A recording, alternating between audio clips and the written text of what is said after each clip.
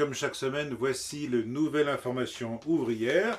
Aujourd'hui, le numéro du 16 mai 2013. À la une, François Hollande, aux ordres de l'Union européenne, n'hésite pas à convoquer une deuxième conférence sociale pour s'attaquer aux retraites, aux allocations familiales, etc., etc. En page 2, vous avez la mine réjouie de Laurence Parisot lors de son entrevue avec le ministre, M. Ayrault, à Matignon le 15 mai. Il s'agit de réformer les retraites et naturellement, elle est contente. En page 3, vous trouverez une photo avec observer, surveiller, alerter. Vous pensez qu'il s'agit des radars de la route? Pas du tout. Il s'agit du slogan de Marisol Touraine, ministre des Affaires sociales et de la Santé, qui se prépare effectivement à réformer les retraites. Démantèlement de la République, intercommunalité forcée, Gérard Chivardi pose la bonne question. Vous avez dit intérêt général. Chantier naval de Saint-Nazaire, où il s'agit de sauver le site, il s'agit de sauver les emplois. Et pour cela, le POI fait circuler une pétition pour la nationalisation tout de suite maintenant, ce qui, notons-le, contrevient au traité de l'Union européenne.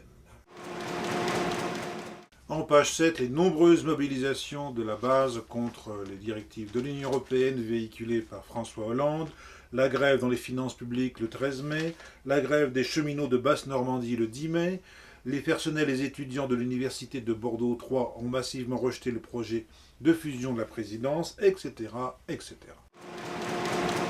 Pages 8 et 9, la préparation du congrès ouvert du POI, une discussion fraternelle. Citons par exemple Antoine Lubrina, militant du PCF, qui déclare « Je considère que les analyses du POI sont dans l'ensemble correctes sur des bases de lutte des classes. » On ne lui fait pas dire. Ce genre d'image, hélas, est devenu familier pour tout le monde. Des tanks, il s'agit aujourd'hui de troupes israéliennes massées près de la Syrie, où des bombardements israéliens continuent à accélérer la dislocation du pays.